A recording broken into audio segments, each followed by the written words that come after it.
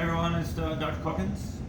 Today we're going to cover some week 4 lecture on nuclear chemistry. This is chapter 16 from the book. So I'll probably break this up into 2 parts. The first part is going to be mostly understanding what nuclear chem is and the particles revolved around it, and then we'll have a separate video to show you the reactions involved. So when you think of something that is radioactive, you have to think, what does that mean? Well, if you're radioactive, that means you have this atom with a nucleus, and that nucleus is unstable. So if a nucleus is unstable, what does that mean? Well, it means it usually has too many protons. Protons are positive. They're going to repel other positive protons. We do have neutrons to help. They give us some cushion. It's kind of like a referee between 2 protons. Give them a pillow so they don't have to really touch each other as much as they might otherwise. So sometimes you have too many protons, sometimes you have too many neutrons. Electrons are irrelevant for the most part in this particular chapter. And what's unique about elements is after about atomic number 20, they start needing more neutrons. And we can see that from the periodic table. Turns out about half and half is pretty close to what we want. So if you look at hydrogen, hydrogen has only 1 proton, but it only weighs on average about 1, so it doesn't need any neutrons. And the reason it doesn't need any neutrons is because it only has 1 proton. So again, if it has 1 proton, it doesn't need a neutron to give it any cushion to referee because there's no repulsion in the nucleus whatsoever. But as soon as we go to helium, we see that it has 2 protons, but now on average it weighs 4, so it needs 2 neutrons to separate the 2 protons. Let's do some that are still relatively easy on the math. Notice here it's about 6 and 12, so 6 protons, 6 neutrons make average of 12. 7 and 14, 8 and 16, 10 and 20. We even get to 20 and 40. So with calcium, 20 and 20 gets an average about 40. So up until the number 20, we're pretty stable with having even numbers of protons and neutrons. So if we're not so close to that half and half kind of idea, we're probably going to be radioactive or just not very common of a isotope whatsoever. But once we get past 20, we notice something happen on the periodic table pretty quickly. If we go to say 30, we're already up to 65, so that's about 30 protons, about 35 neutrons, so we're already gaining neutrons quick. We go to say 50, just so it's easier on the math. If we're at 50 protons, now we're up to almost 119 total atomic weight, so that means about 869 and change. So much more than 50-50, because that would give us a mass of 100. And then when we get up to something really big like number 100, notice now we're up to 257, so that's about 100 protons here for the atomic number, but then now 157 neutrons to try to make it stable. This is summarized in your textbook with this particular slide.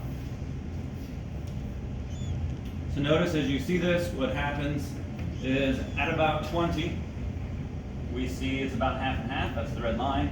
This is protons, this is neutrons. And about half and half, we expect it to be stable. This whole brown area is stable. But very quickly we see that rise in the band of stability because we need more neutrons, we need more cushion to basically be stable. So it is true that we want to be like a noble gas, that's always been the case. That's with our electrons, but more importantly than being noble gas-like, we want to be non-radioactive. We don't want our nucleus to be falling apart. So let's talk about how they fall apart with the types of particles.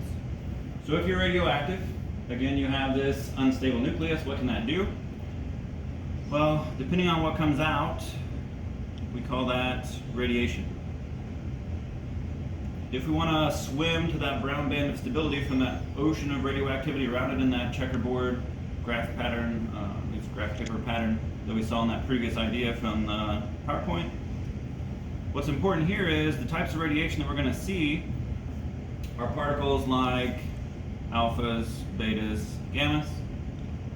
You can even have positrons, which is a new particle.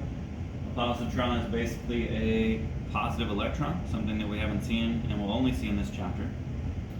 Beta is a fancy version of an electron, so it's a 0 over -1e. Gamma is something we saw in the electromagnetic spectrum of our previous chapter. That's a 0 over 0 little diving fish. Alpha is a 4 over 2 helium atom. Doesn't have any electrons, so it is technically positive 2. We just don't deal with that. Remember, the top number is the mass number. The bottom number is the atomic number, or number of protons. Positron is what it is. We don't need to redraw it in any fashion. So those are the major types of things that can be produced, and these are the types of radiation that, if they give you an injectable dye at a hospital for some kind of diagnosis or screening, this is the type of radiation that those machines can read for all those radiological tests. X-rays included, or radio waves included for, say, MRIs, but these are the major ones for those radioactive organ tests when they give you that IV of solution. So as we look at these particles, let's just go through them one at a time. So a couple particles that you should know already is 1 over 1p. We call that the proton. We have a 1 over 0n. We call that a neutron. A 0 over -1 electron. Just remember, in this chapter, it's also going to be called a beta particle. The new one we're adding is a 0 over +1 electron. That's called a positron. Those are used in PET scanners in hospitals, positron emission tomography. So those are the major ones you're going to see. We also see the really big one, the really heavy one, and that's the 4 over 2 helium. We call that a alpha particle. And there are some that you have to watch out for that are in the homework, and that's the 2 over 1 hydrogen, or 2 over 1d.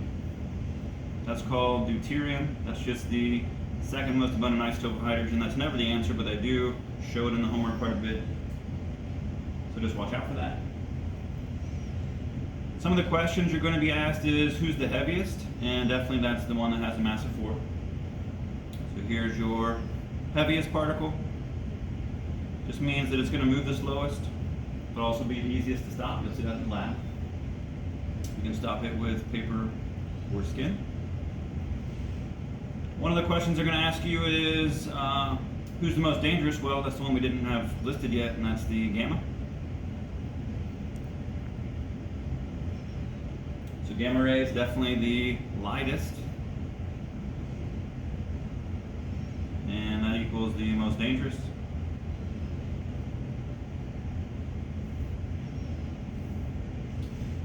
And that's because there's really no mass associated with it. It's just a pure waveform of energy. And the only thing worse than the gamma ray that we saw in the electromagnetic spectrum was the cosmic ray. Other ones that are about equal, protons and neutrons, about the same mass, obviously. They both have a mass of 1. So you're never going to see questions trying to split those. It is important that protons are positive, electrons are negative. We saw that with our previous chapter. Electrons, these beta particles, you can stop those with aluminum foil or bone. So a lot of times you see in science fiction movies where they wear like an aluminum foil hat, and that's why. They're worried about the radiation from aliens or whatever. So those are examples of the kinds of particles you're going to see in the homework as well as the exam. And again, the reason that we talk about these particles, we'll see reactions of them coming up in a separate lecture. The reason we care about this is how we become more stable as a nucleus. We can produce large particles if we need to, small ones. We can produce energy if we need to, all in the hope that we're going to become less radioactive, have a more stable nucleus. Oftentimes that means less positive of a nucleus. So we're going to finish this little mini lecture where we kind of started, and that's to remind you that if you're out here in radioactive land, You can go this way by losing protons, you can go this way by gaining neutrons, in this case going up by gaining neutrons.